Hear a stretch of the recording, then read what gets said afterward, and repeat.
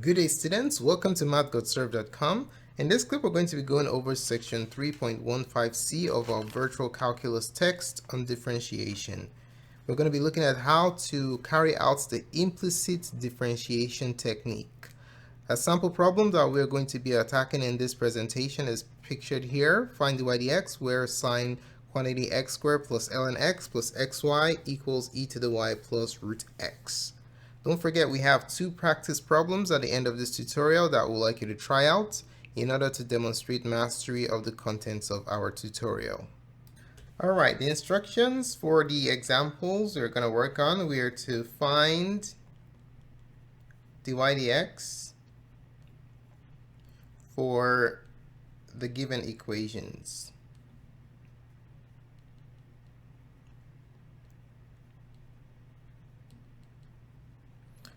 Okay, so the first one, let's say we have the equation sine of quantity x squared plus the natural logarithm of x plus xy equals e to the y plus root x.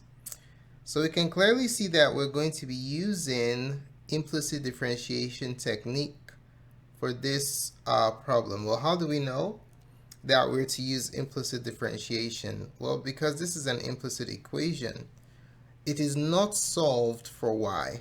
Okay, so that's something to keep in mind. You use implicit differentiation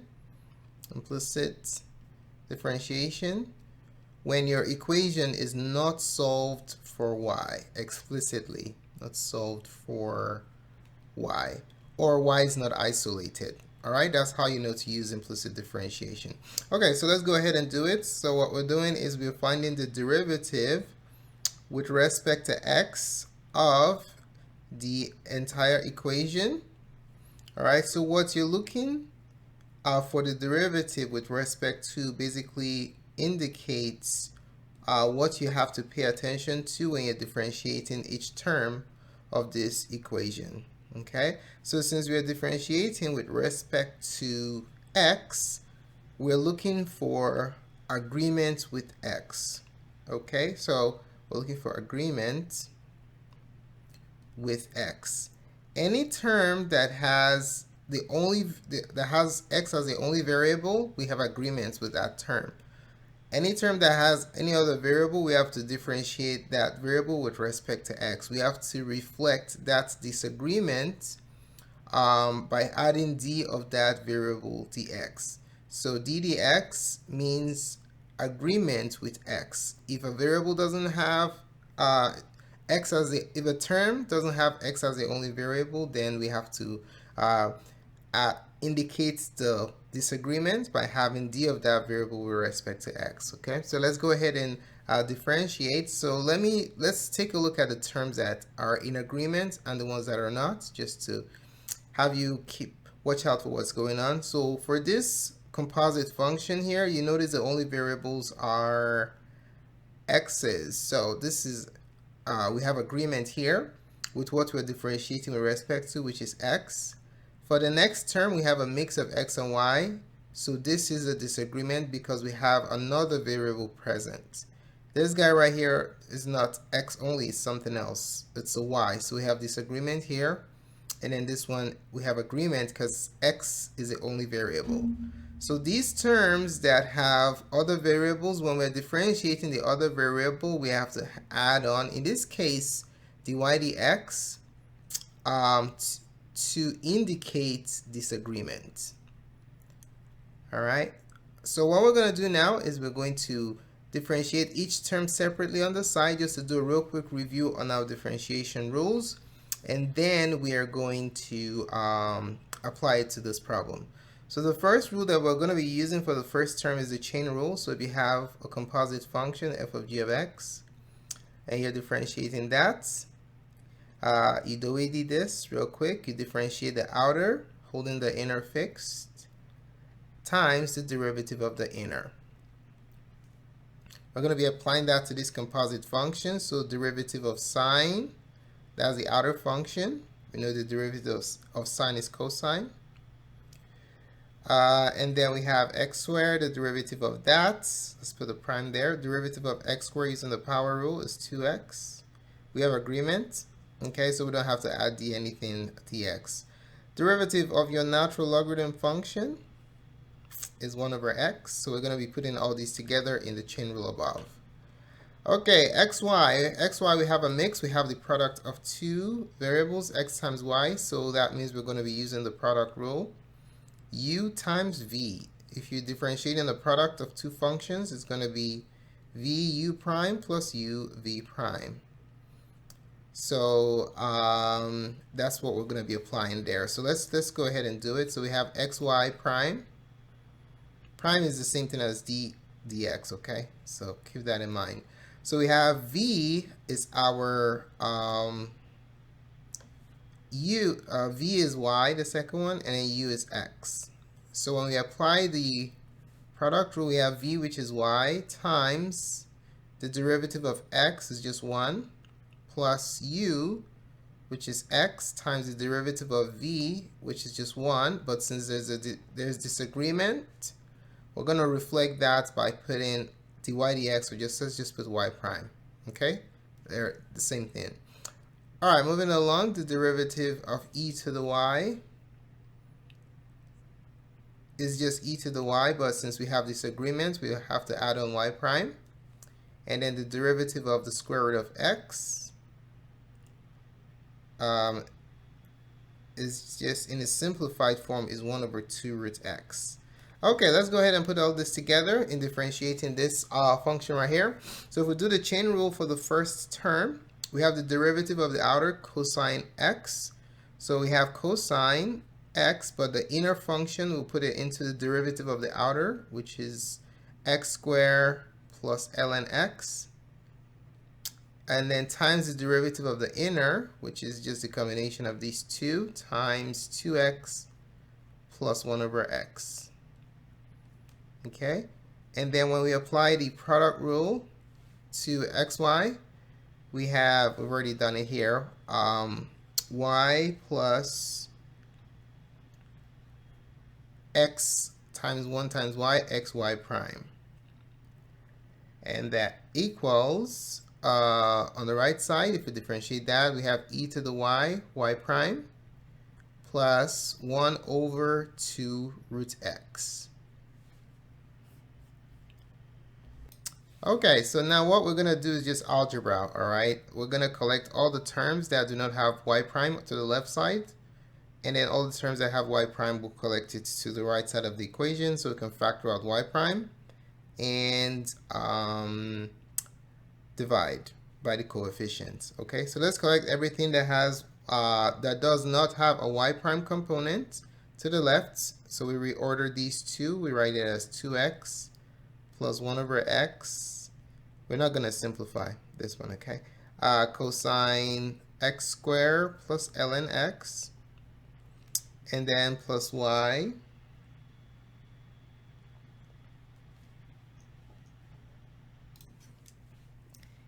And then if you look at the right side of the equation, we have plus 1 over 2 root x. So we subtract that from both sides. So we have minus 1 over 2 root x. Everything with y prime goes on the right side, so we have e to the y, y prime, minus x, y prime. Okay, so on the right side, we're going to factor out y prime. And then over here, we have 2x plus 1 over x times cosine x squared plus ln x plus y minus 1 over 2 root x. And then we'll factor out y prime. So if we factor out y prime, we are left with e to the y minus x. And then we divide both sides of the equation by e to the y minus x in order to isolate y prime. So divide by e to the y minus x. All right, so this divides out. And then your final answer, dy dx, which is equal to y prime. It's just the left side of this equation, which is 2x plus 1 over x cosine x squared plus ln x. plus y minus 1 over 2 root x, and then all that divided by the coefficient of y prime, which is e to the y minus x. All right, we're going to take a look at one more question, and then we'll give you the opportunity to try out some practice problems. All right, let's take a look at question number 2. So for question 2, let's say we're looking for, want to find the y dx of the equation square root of natural logarithm of x plus e to the x minus 3x squared y to the third equals sine y minus 5x squared. Okay, so let's go ahead and do it. We're looking for the y dx.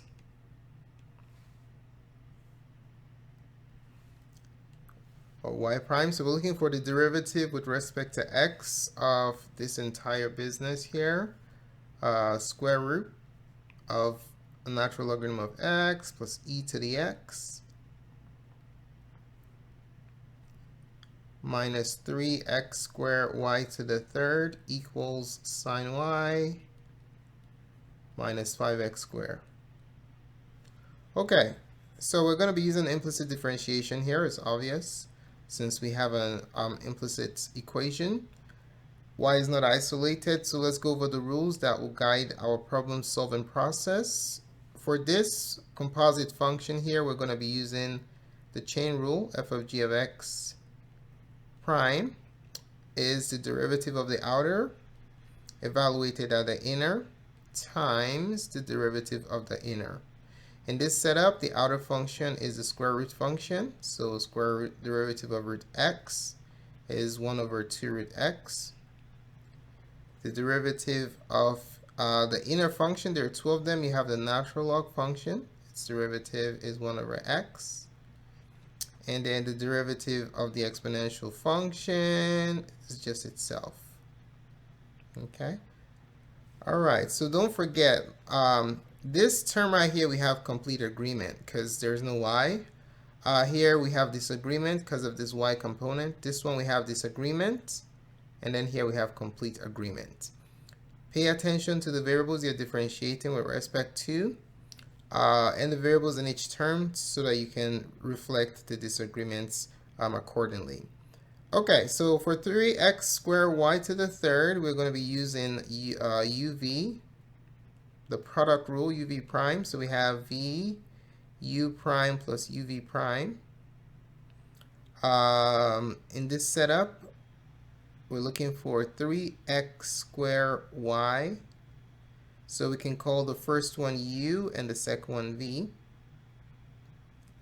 All right, let's do it. So we're going to have, let's make some more space here. So v is y to the third times the derivative of 3x squared, which is 6x, plus uv prime. U is 3x squared, and then the derivative of y to the third is 3y squared. Since there's disagreement, we add on y prime. Okay, let's make that look pretty. So this is 6x y to the third plus 9x squared y prime. Okay, so that's the derivative of this xy mix over here. Derivative of sine y, we have disagreement, so this is going to be cosine y. To illustrate the disagreement using the chain rule, we're going to add on dy dx, or just y prime. And then the derivative of 5x squared is just 10x. Okay, so we're going to put everything together. So using the chain rule here, derivative of the outer is 1 over 2 root x. So 1 over 2 root, instead of x, we'll input the inner function, ln x plus e to the x. Okay. Bam. Times the derivative of the inner, which is 1 over x plus e to the x. Minus, Okay, so we have to be careful here. This minus will be distributed to both terms of our product rule. So it's going to be minus 6xy to the third. And don't forget to distribute it to the plus. So that makes it a minus 9x squared, y prime. And then on the right side, we have cosine y prime. And then minus 10x. Okay, we're going to collect all the terms that have y prime to one side of the equation, and all the terms that do not have y prime we'll place on the left side. Okay, so we're going to rewrite this as 1 over x plus e to the x divided by 2 root the natural logarithm of x plus e to the x minus 6xy to the third plus 10x equals, and on the right side we have cosine y prime plus 9x squared y prime. Okay, so we're now going to factor out y prime on the right side so that we can divide out the coefficient. So what do we have here? So let's just add these two fractions on the right here. You don't have to, but I'm just going to do it. So put this over 1 times it by x top and bottom so we can find the LCD. So that becomes 1 plus x e to the x over x, and then we can just multiply that by the denominator when you drop change flip. So you have 2x root natural logarithm of x plus e to the x, okay, minus 6xy cubed plus 10x, and on the right side you factor out y prime. You have cosine y plus 9x squared y squared times y prime. Okay, and then to finish this off, you just go ahead and divide both sides of the equation by the coefficient of y prime, which is cosine y plus 9x squared y squared on both sides. And then on the left side you have y prime isolated, so that's basically dy dx. Okay, so you're going to write it as dy dx or y prime, they're the same thing, equals the left side of the equation 1 plus x e to the x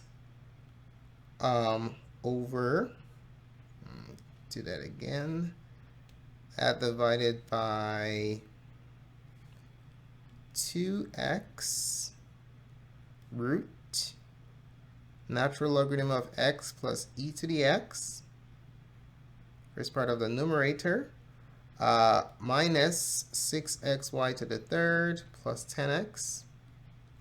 In this entire story here, we are going to divide by the coefficient of y prime that we divided both sides by, which is cosine y plus 9x squared y squared. Okay, so there you have it.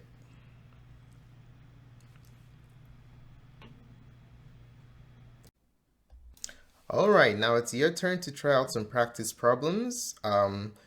So we are to find the derivative with respect to x of these two equations here. Go ahead and pause this video presentation at this time and try out these two problems. When you're done, click on the playback button in order to reveal what the correct answers to the work is. Alrighty, welcome back. So hopefully you had a chance to try out the two problems. Here are the solutions presented. You can go ahead and inspect and check your work. I would like to know, how well did you do in these two practice problems? Let us know in the comment section below if you got both answers right. If there are any questions on these two problems or the contents of the actual tutorial, you can also specify it in the comment sections below.